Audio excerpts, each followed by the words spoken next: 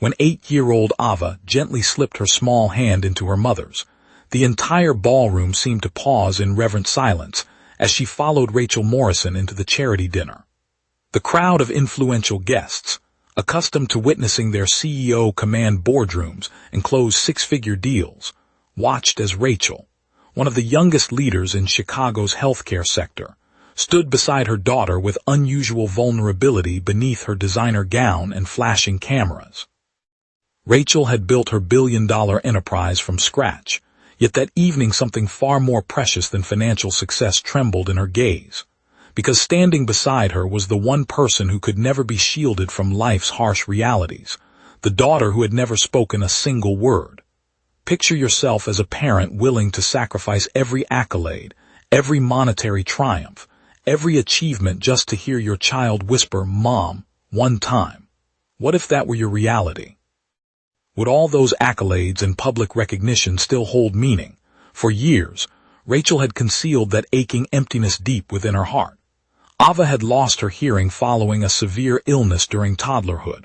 Medical specialists offered promises, then delivered disappointments.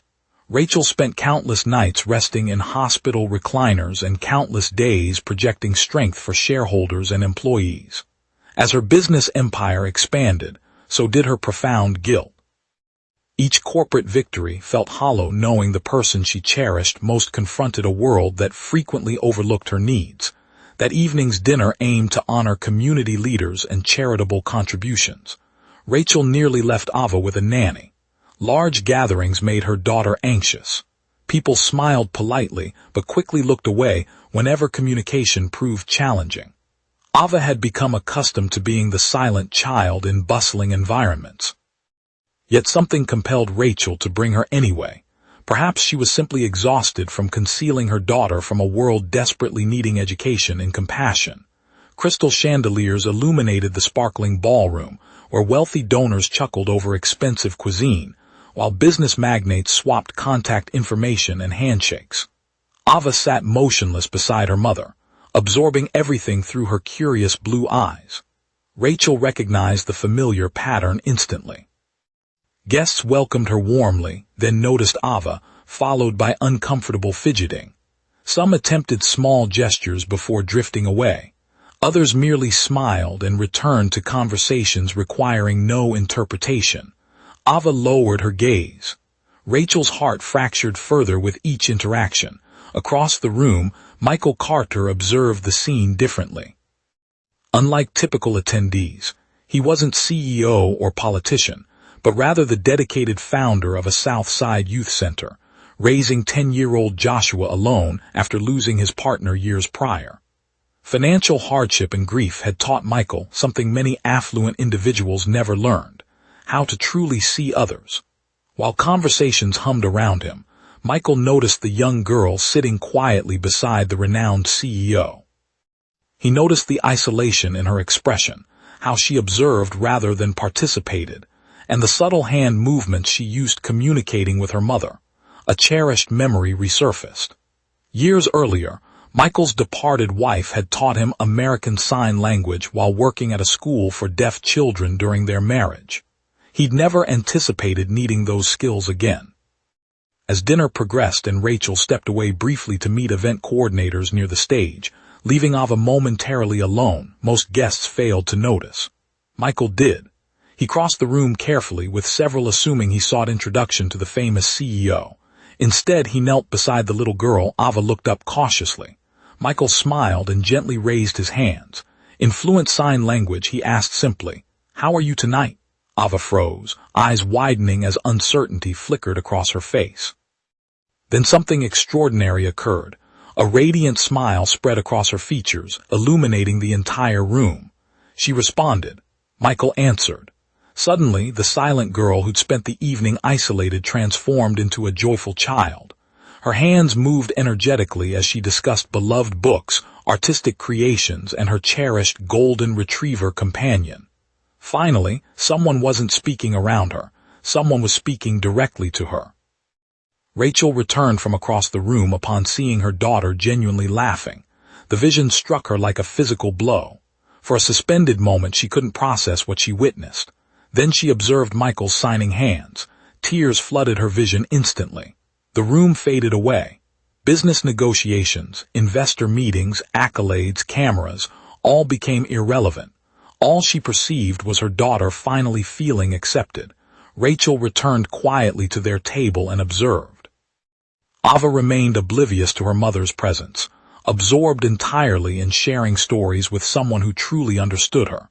This only intensified Rachel's tears. Decades of relentless exhaustion, guilt, and fear surged forward.